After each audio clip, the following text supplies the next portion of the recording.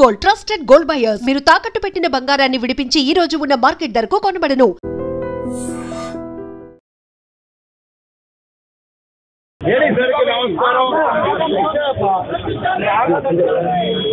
రాష్ట్రంలో కాంగ్రెస్ ప్రభుత్వం ఇచ్చినటువంటి వెనుకబడ్డ తరగతుల వారికి కాంగ్రెస్ ప్రభుత్వం ఇచ్చినటువంటి 42% రిజర్వేషన్ చట్టాలని రాష్ట్ర ప్రభుత్వం అసెంబ్లీలో పాస్ చేసి పంపితే కేంద్ర ప్రభుత్వం అట్టి పెట్టుకుని ఉంది. ఇది మాకు బాగా బాధాకరం. ఎట్టి పరిస్థితుల్లో సాధించే విధంగా సహకారం చేయాల్సిందిగా ఆశీర్వదించాల్సిందిగా డాక్టర్ బిఆర్ అంబేద్కర్ గారికి విన్నవించుకోవడానికి వచ్చినాం. ఇక్కడికి కాంగ్రెస్ ప్రభుత్వ చిత్తశుద్ధితో రేవంత్ రెడ్డి గారి నాయకత్వంలో అసెంబ్లీలో 2 చట్టాలు తెస్తే ఆనాడు అన్ని పార్టీల సభ్యులు మద్దతు పలికినారు. ఎప్పుడైతే గవర్నెన్స్ కేంద్రం వద్దకు పోయిందో అప్పుడు బీజేపీ పార్టీ లోపాయికారి బీఆర్ఎస్ ఒప్పందంలో రిజర్వేషన్ కి చట్టబద్ధత వస్తే కాంగ్రెస్ పార్టీకి పేరు వస్తుందని ఈ చట్టాన్ని తొక్కిపెట్టే ప్రయత్నం చేస్తా ఉన్నాయి. ఆ తర్వాత ఒక ఆర్డినెన్స్ ఇచ్చాం. కేసీఆర్ విధించే క్యాప్ను తొలగిస్తూ మళ్ళొక చట్టం తెచ్చాం. ఈవో ఇచ్చాం. మా చిత్తశుద్ధితో అన్ని ప్రయత్నాలు చేస్తా ఉన్నాం, ముందు కూడా చేస్తాం.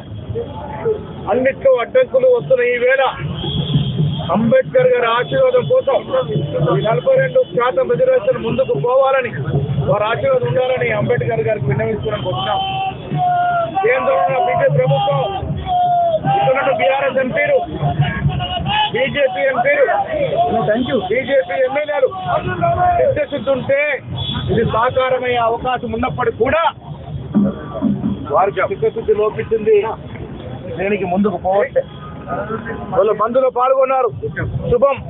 అదే మాదిరిగా అదే చిత్తశుద్ధితో మోడీ గారి దగ్గరికి వెళ్ళి ఈ బంద్ ఇంత విజయవంతమైంది, ఇంత సక్సెస్ఫుల్ అయింది, వారికి కనువిప్పు కలగాలనే మీరు వెళ్ళి వారి కనువిప్పు కలిగే విధంగా ప్రయత్నం చేసి 42% రిజర్వేషన్ చట్టబద్ధత కలిగించే విధంగా ఆ నాయకులు ప్రయత్నం చేయాల్సిందిగా కాంగ్రెస్ పార్టీ చేసుకుంది.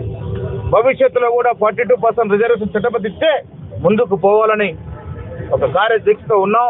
మా ప్రయత్నాలు న్యాయపరంగా, రాజకీయ పరంగా ఎప్పటికీ ఉంటాయి. 42% రిజర్వేషన్ సాధించుకునే వరకు ఈ పోరాటం నడుస్తుంది. తెలంగాణ ప్రజలు తెలుసుకోవాల్సింది చట్టాలు ఎక్కడ పెండింగ్ లో ఉన్నాయి.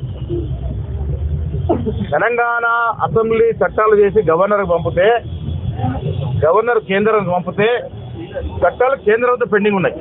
ఇప్పుడు యాక్ట్ చేయాల్సింది, దానికి చట్ట రూపకల్పన ఇవ్వాల్సింది కేంద్ర ప్రభుత్వం.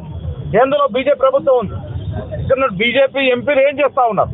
ఎందుకు కేంద్రం మీద ఒత్తిడి తీసుకురావట్లే? ఎందుకు ముందుకు పోవట్లే? మేము సిద్ధంగా ఉన్నాం. మా రేవంత్ రెడ్డి నాయకత్వంలో అఖిల పక్షం ఢిల్లీ పోవడం సిద్ధంగా ఉన్నాం.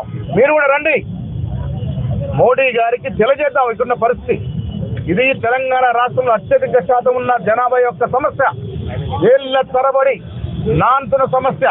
దీనికి ఇప్పుడు పరిష్కారం రావాల్సిన సమయం ఆసనమైంది. కాబట్టి అందరం కలిసి పార్టీలకు అతీతంగా దీన్ని విజయం సాధించిన విధంగా ప్రయత్నం చేస్తామనే మాట మిగతా పార్టీ కూడా ఇతో పలుకుతా ఉన్నా. నిజంగా ప్రస్తుతం ఉన్నటువంటి సమాజం దేనికి ప్రయారిటీ ఇస్తుంది? ఆర్థిక సంబంధాల చుట్టూ మాత్రమే తిరుగుతుంది. మళ్ళీ ఎన్నికలంగానే చాలా విరక్తి కలుగుతుంది.